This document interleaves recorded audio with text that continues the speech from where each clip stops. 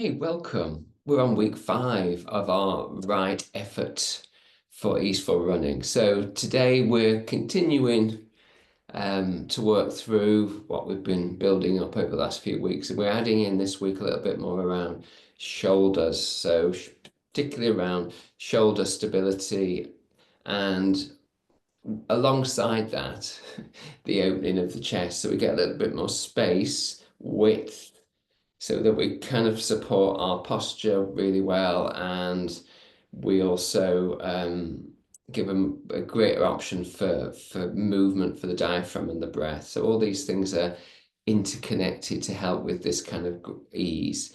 So right effort is, remember, about just adapting. It's adapting to the situation, either through choice or through the sort of terrain that you're on. So obviously you're going to need to change your effort if you're going uphill to downhill. You're going to have to change your effort from going on a sort of flat pavement surface to going on a trail. So all these things, we're always having to make adaptations, even if we would say, we're always looking for the same pace.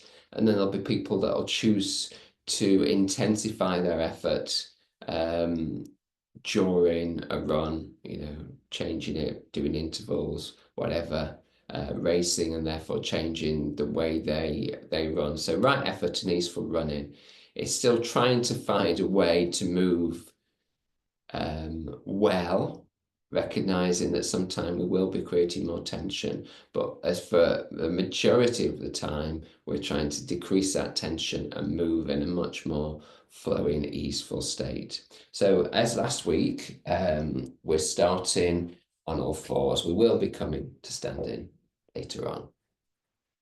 So as we find our initial position, which is just wrists below shoulders and knees below hips, and you choose whether your toes are tucked under or untucked at this point.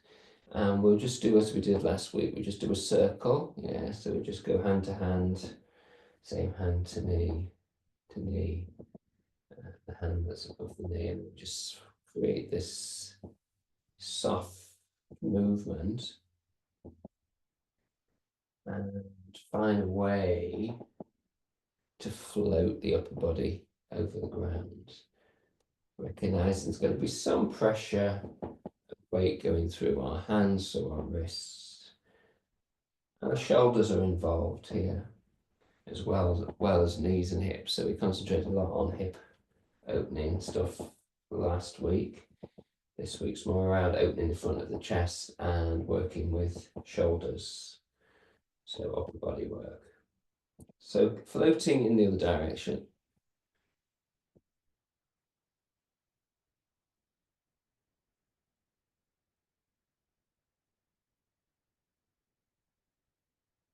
So easeful tends to mean smooth.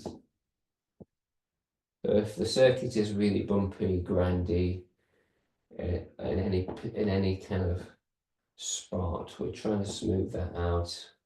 Do we need to go smaller distance? Do we just need to really focus our attention on a blind spot where we can't really feel the movement to create that easy circle? And then pause.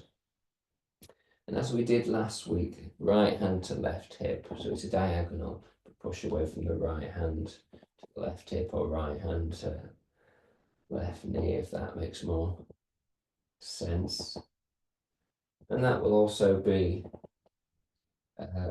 right shoulder to left hip.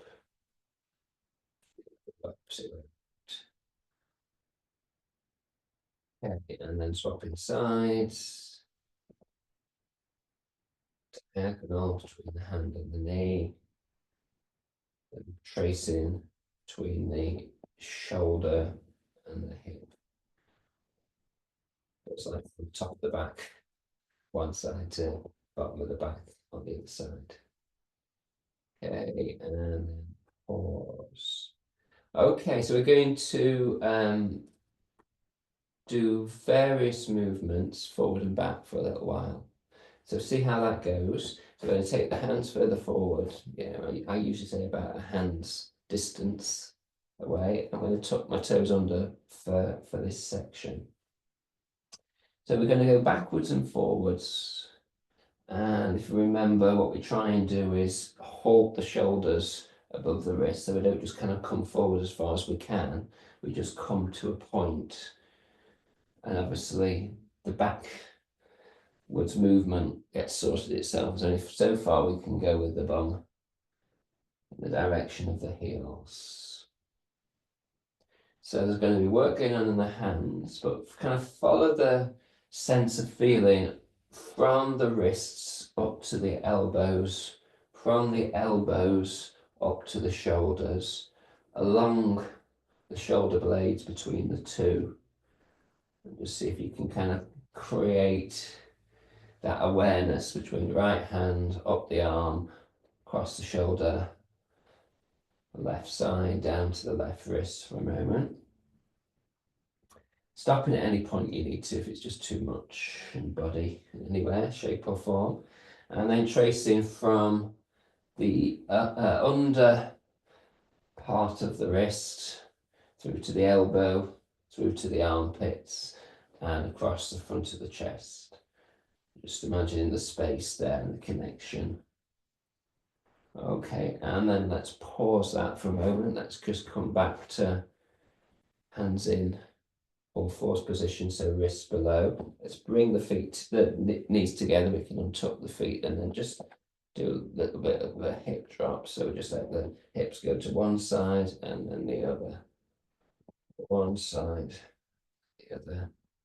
And again, this is quite a tight area. So we were doing this is more hips. But the hips and the shoulders are just so interlinked. You know, if we work with the hips, we help our shoulders. If we work with the shoulders, to some degree, we help the hips. So don't leave those out of the equation. Okay, and so we're going to go back to where we were before in terms of hands further forward.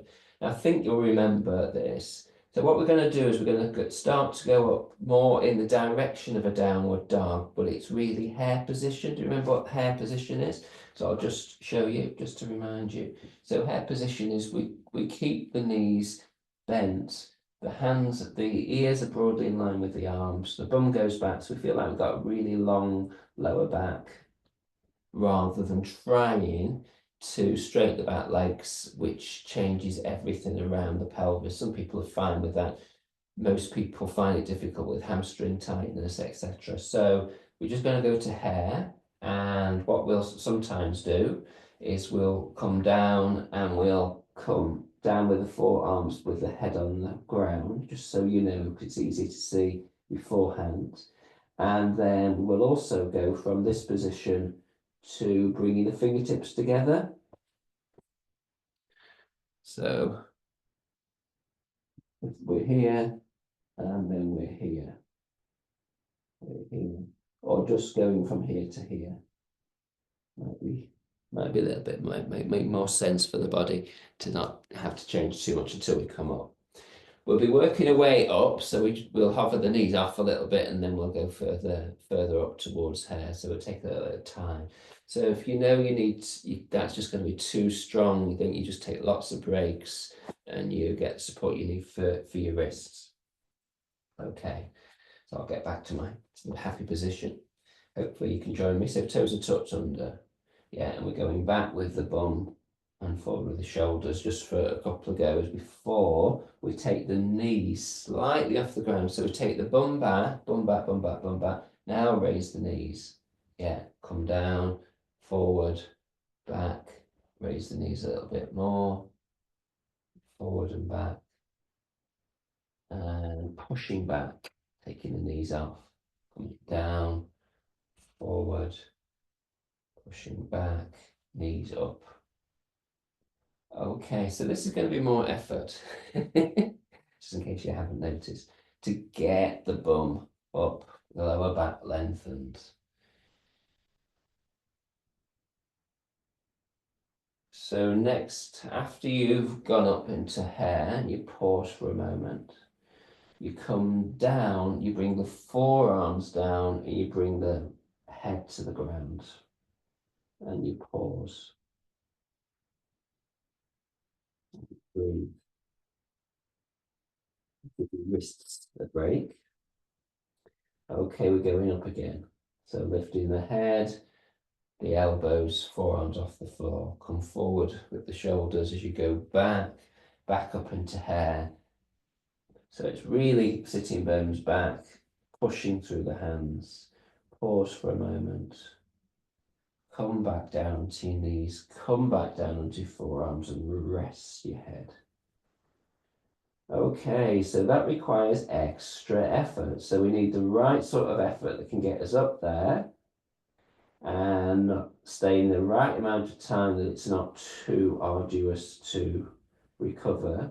And then we get recovery bit. So now we're in recovery.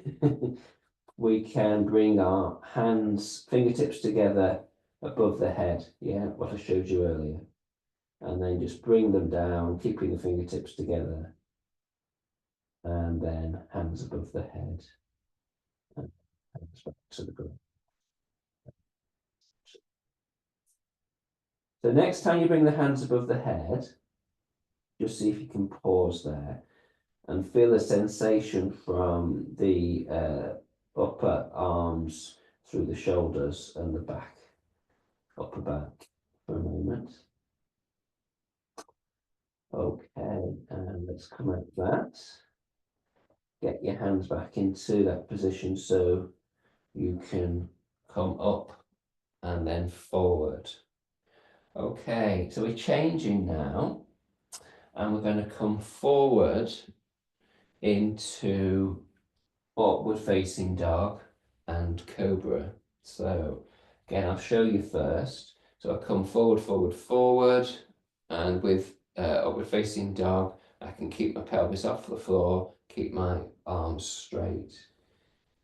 When I go to cobra, I come forward, I bend the elbows, and I get the pelvis down, broadly speaking. I want to be down with the shoulders and open through the chest. Okay, so we'll alternate between that, but we'll get a break by taking the bum back. So when you take the bum back, have the toes tucked under, but once you come forward, you have the option of untucking. So here, you could untuck as you find your shoulders above your wrists, pushing away from the ground. Tuck toes under, sit back with the bum lengthened through the spine. Next time you come forward, you come into cobra, so elbows go back, shoulders go down as you look forward. Push back up. Get your break by taking your bum back, lengthening through the lower back. Come forward into upward facing dog. Pushing down through the hands, shoulders up and back. Toes tucked under, come back. So this time, going to cobra, elbows down, chest open, pelvis broadly down. Okay, bring the whole back body down. Pause there, relax the shoulders and the face, the jaw. We're going to push back up, and we're going to go back into hair, then we're going to come down. So hopefully you'll get the idea as we go along. So tuck the back toes under, push down with the hands, lift the head and the whole body up. So you're now on your knees and you've got your arms straight. You push back with your bum, but this time you go up into hair pose. So bum back, come down with the knees, forward into upward facing dog first, down into cobra, all the way down. Push up into effectively upward facing dog with knees down. Push back, and as you push back, get the knees off the ground, bum in the air. Come down, come forward, come into cobra, come down. This time, into Sphinx position. So you could untuck the toes if the toes are still tucked under. And while we're in Sphinx position, so your elbows just below your shoulders, if you need to have your elbows wider than your shoulders to open the chest more, that's fine. If you gently just look slightly over the right shoulder, taking the right shoulder back and the left shoulder forward so you have a little bit more space. And same on the other side. So just a couple of times forward and back.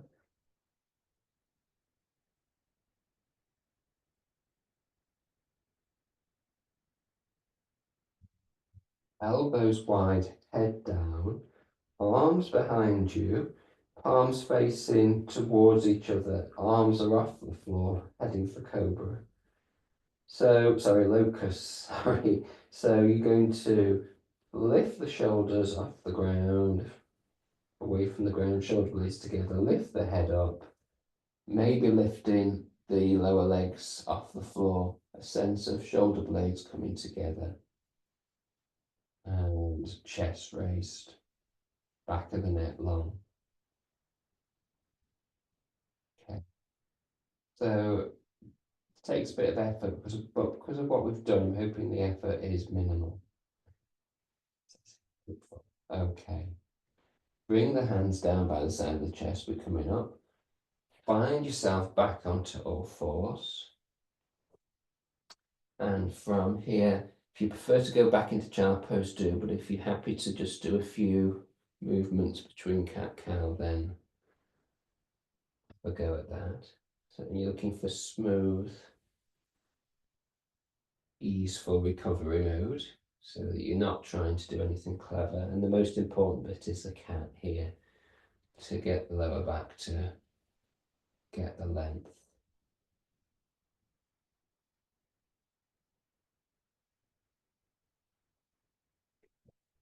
And from there, if you're happy to bring the feet and the knees together and a bit more figure of eight movement, so get a bit more flow. See how that feels today. And from the other direction.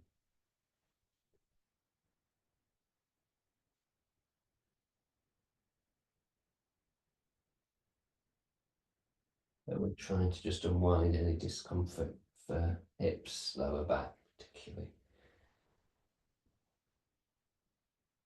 Right, going to come to standing, so let's do that. So find in any way you can to get back to a standing position. So we do a few changes here because we're coming to standing.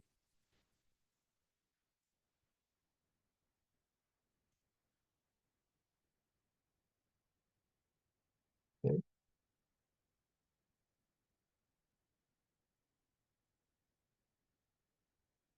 So hopefully you can see me in this slide.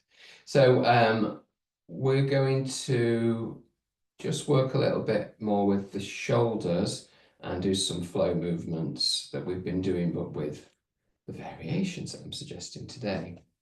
So if you just take fingertips touching and you bring your elbows together. So this is the position we had when we were on our knees. We came down on our forearms and then we took our hands. So you kind of bring your hands together or your fingertips together. So if you bring your palms together, obviously that's a closer movement there and a little bit, might be a bit stronger on the shoulder blades. But you can happily keep into fingertips there and then just bring them over and then have the hands in front, more like prayer mode, whether they're fingertips or whether they're palms. You can move between the two if you like, see how that feels. And swinging the arms up and over. So I've got my elbows broadly above my shoulders, but obviously they're wider than that. And then coming down.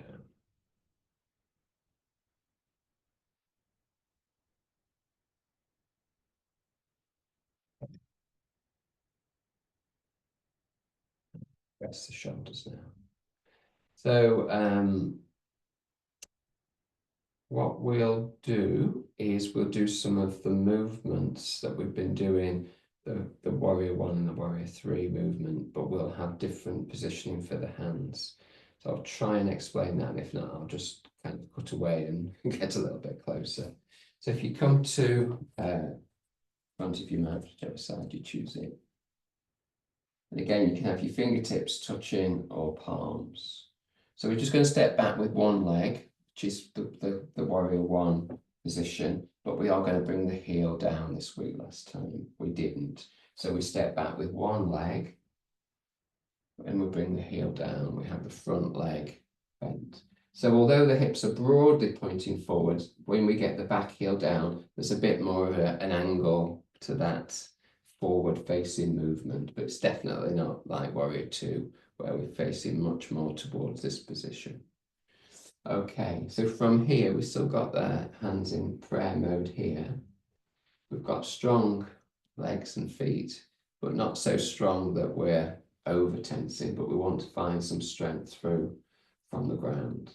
So from here, we're going to have the same position for the hands in the opposite direction. So I've got the fingertips touching, but I'm bringing them into the lower back. So it can be either fingertips or it can be palms, with the idea that there's a little bit of an opening, and even you can move shoulder blades slightly forward, slightly back, as your wings open out here. Obviously, there then becomes more pressure in the little finger side. Take and open the shoulders. Okay, so going from this position gently back to prayer position. Pause and see if you can swing out. And then as you have a sense of the hands in the lower back, you can open the chest a little more. So opening the chest, looking up slightly, and then bringing the hands, palms into the chest and looking down. Hands behind you, and a little bit of looking up. Palms in front.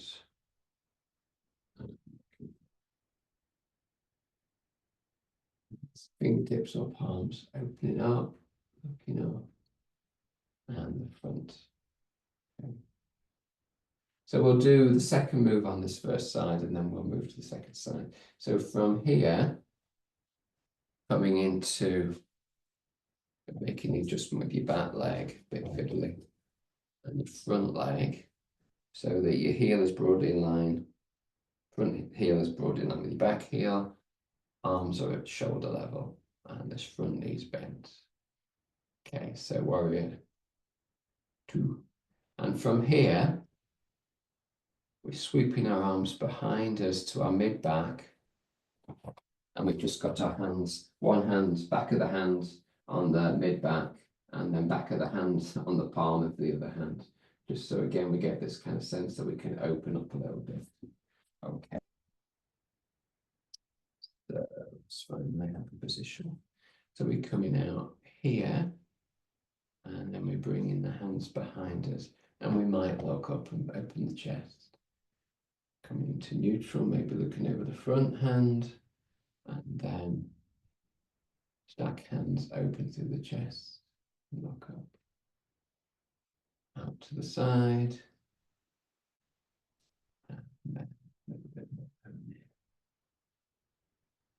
So from here, we can step forward, back to front of the mat, and then we can do our second side.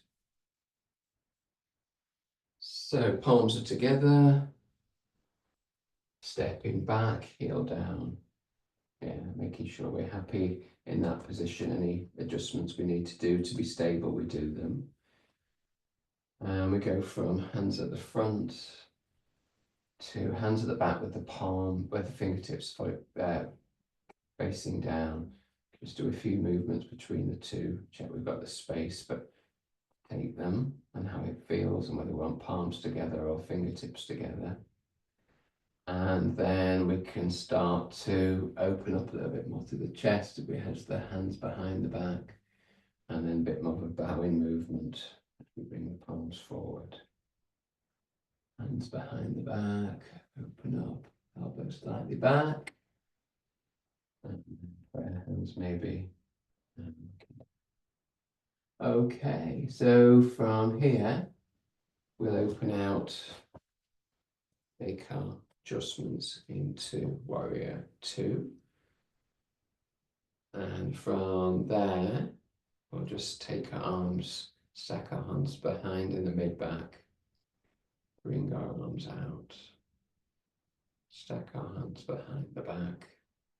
And then if it feels safe to do so, if you have your hands in your mid-back, you open a little bit more through the chest to look up. And as you bring your arms to traditional pose, you can look over the front hand.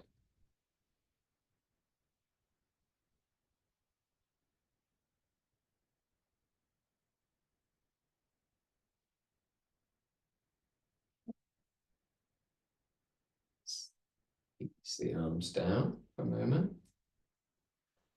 Okay, so we're not stepping to the front of the mat. We're going to make the adjustments so that we're facing forward. So you can either have the toes and the heels in line, or you can have the heels closer in and the toes further out, whatever feels comfortable for the knees. Okay, so from here, bring the hands, again, either fingertips or palms to the front of the chest. Okay. And from here, we're going to bend forward till we come to kind of tabletop. We're going to come back up. But as we come back up, we'll take the hands as we did earlier, fingertips pointing down, open up through the chest slightly. So the hands are in the lower back. And there's a sense of the lower back going down so it doesn't start to do anything nasty. And then we come forward. We have the knees as bent as we want to come into more tabletop. So shoulders and hips broadly in line. And then we come hands behind, fingers pointing forward as we look up, shoulders open. One more, forward.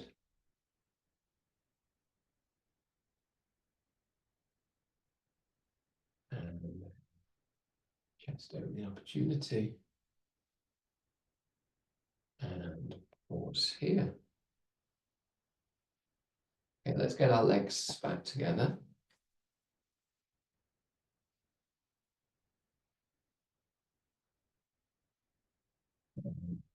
Just have a little bit of shake out of arms and shoulders. So take one hand and place it on the opposite shoulder and just look over that shoulder, and then swap hands and look over that shoulder. So it's a slow motion twist or rotation, just one hand gently put on the shoulders but up behind us, and chance to rotate a little bit, hopefully with the back something different to do to create some more ease, maybe just tension there. Okay.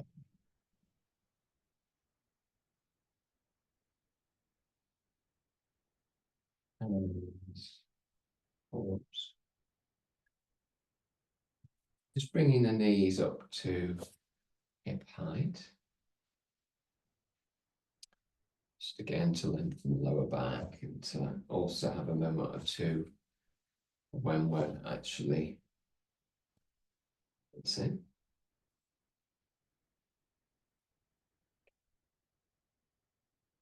So hand, fingertips or sense of the hand on the back of the head. So fingertips can be, it's a bit softer than placing the hand.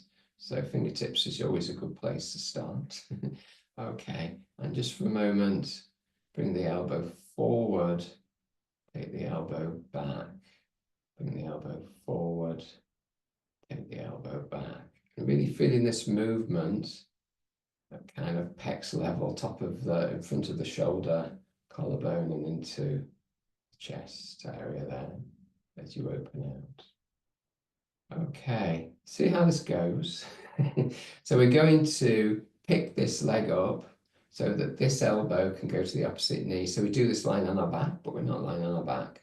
So it's a reasonably quick movement, so maybe just watch. So elbow to knee, foot slightly out to the side.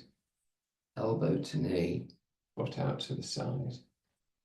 Elbow to knee, foot out to the side. So those are coming in, those are coming out. Yeah. So if you haven't joined me, join me. So elbow to knee, foot goes out, that elbow goes out. Come to the center, out to the side, into the center, and away. Folding in, folding out. And pause, let that arm swing a bit before we go to opposite arms. So these diagonals. So the fingertips just touching behind the head, above the ear, kind of positioning. Bring the elbow forward. See how it feels, what scope you've got there. Now it feels at the front of the body here. So we might have been focusing very much on how it feels in the shoulder and the back. What's going on at the front body. You can even take your hand there if you wish to. Okay. And also seeing the range that's just kind of possible. You know, how much effort. How do you find ease within the effort? And then at some point, elbow to knee and out. Elbow to knee and out. Elbow to knee and out. Elbow to knee. To knee. To knee.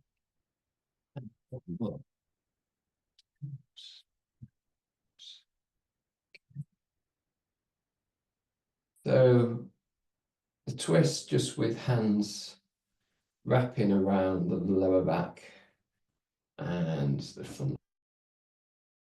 arm. And then changing the movement to hand tapping the front of the chest. The back arm just goes to where it feels comfortable going to, but probably the same place around the kidneys. And then you take your hand to opposite shoulder. Then coming back, chest.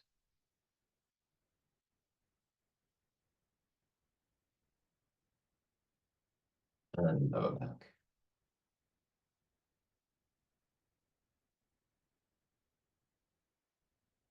Back to first position. Yeah. Okay.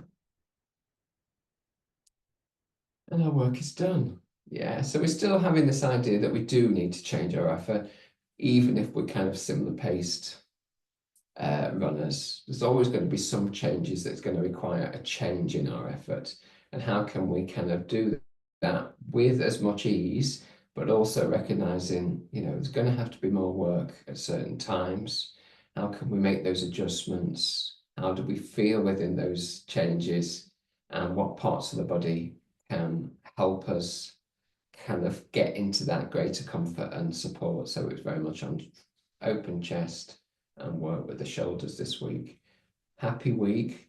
The sun is out. It's getting cooler, but it's going to be fine. Have a great week and see you for week 6 next week. Thanks for joining.